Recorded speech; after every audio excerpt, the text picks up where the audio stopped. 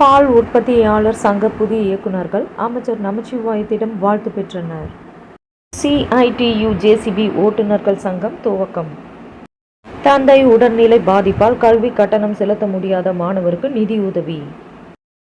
காரைக்காலில் போக்குவரத்து அதிகம் இல்லாத நேரத்தில் ரயிலை இயக்க அதிகாரிகளுடன் கலெக்டர் ஆலோசனை நடத்தினார்.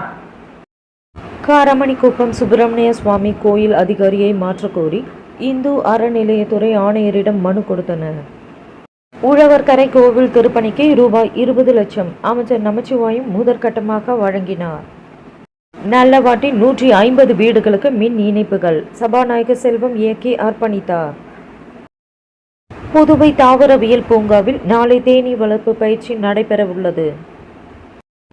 MBBS 10% இடங்கள் முழுமையாக அரசு பள்ளி மாணவர்களுக்கு கிடைக்க வேண்டும். தமிழ் தேசிய பேரியக்கம் வேல்சாமி கோரிக்கை.